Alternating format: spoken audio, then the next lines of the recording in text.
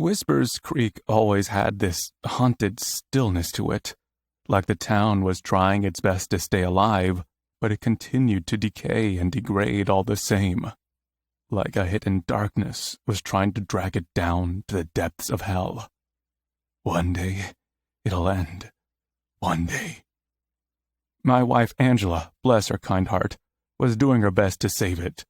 She worked with Mayor Hamonte and wanted to restore Whispers Creek to something respectable, a place that you'd actually want to live in.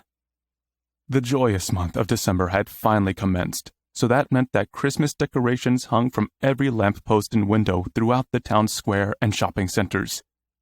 I took it all in as I traveled through the outdoor plaza. I had planned on doing some gift shopping for Christmas. The decorations reminded me of how dark the town had become, because Christmas was the only time when I felt a sense of peace and light.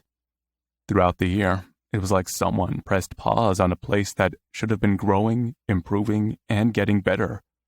But now, we all just quietly accepted our doomed fates.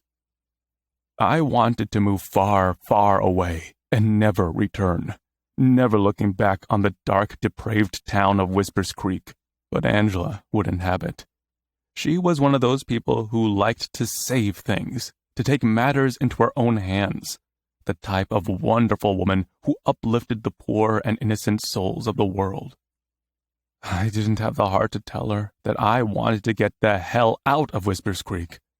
I told myself that as long as I was with her, I'd be okay. I'd live.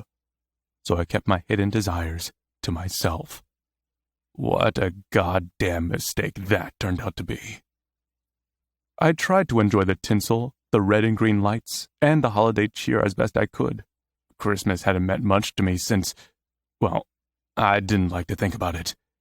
Even in my 30s, revisiting those violent memories felt like I was stabbing myself in the heart with a jagged knife. In truth, Christmas hadn't meant much to me for a long time. But Angela, she loved it. The joy, the decorating, the same songs that blared from all the retail shops in town. I did my best to play along for her. She deserved it. What happened to me so long ago was not her fault. I didn't need to punish her for it.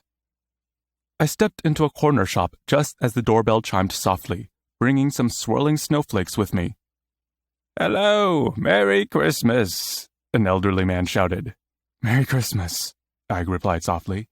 It was a jolly period of time, and I did my best to play the part. The shop smelled like a mix of cinnamon and pumpkin-scented candles. Fake snowflakes hung from the ceiling, colorful Christmas ornaments lined the shelves, and mechanical Santas twerked around in the front section of the store, behind the display glass. My eyes immediately spotted the glass case where the bracelets were displayed. The one I'd been thinking about for weeks was right there, sparkling in the yellow light. It was a long silver chain with 5 small golden rings clasped to it. Angela loved things with meaning, things that were thoughtful.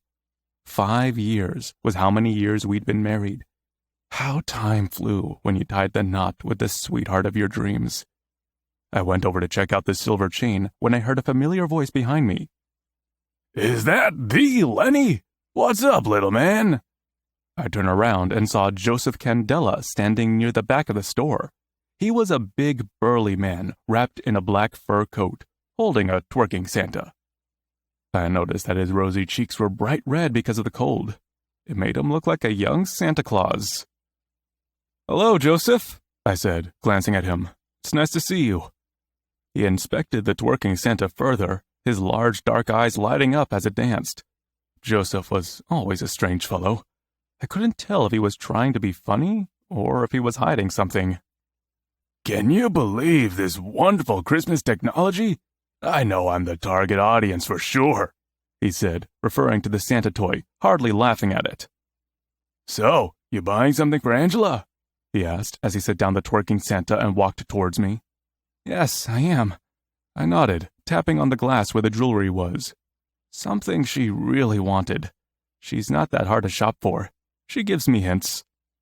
Angela made everything easy for me, and I always appreciated that about her.